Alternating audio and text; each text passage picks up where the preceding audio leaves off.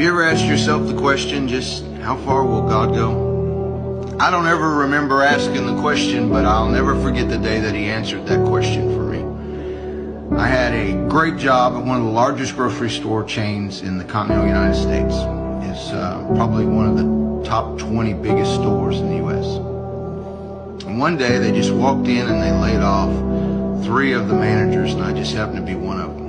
Didn't understand it, but I knew I had a great resume, so getting a job would not be a problem. It seemed like I went interview after interview after interview, all the way to get to the point of where you would accept the job and then they would just cancel and not give you the job, and suddenly they didn't have the job. And I ended up taking a job at the Jones store, making less than what I did when I was part-time in college.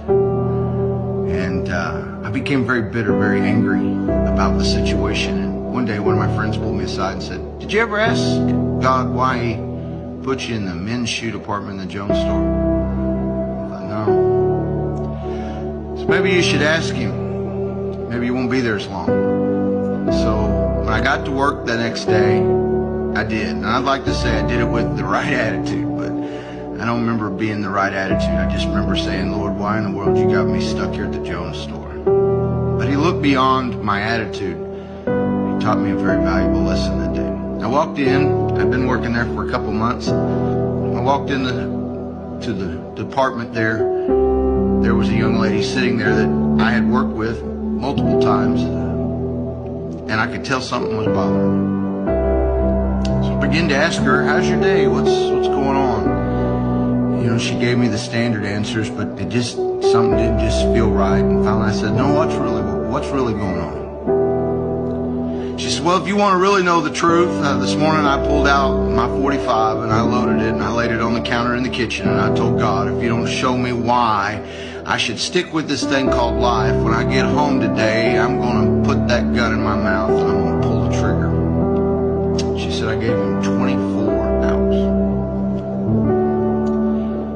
I began to talk to her about the cross and a Savior that loved her. As I began to talk to her, I began to watch the presence of the Lord move upon her as tears began to move down her face. And as I began to talk to her about the grace of God, and I began to pray with her in the Jones store, I began to see just how far God will go to make sure that there's someone standing in the way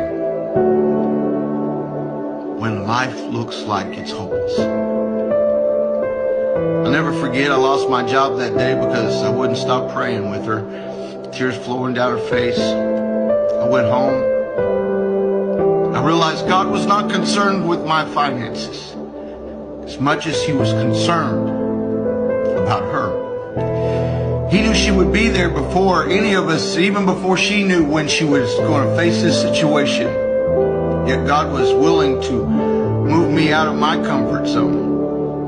You know, I never missed a meal. My electricity never got shut off.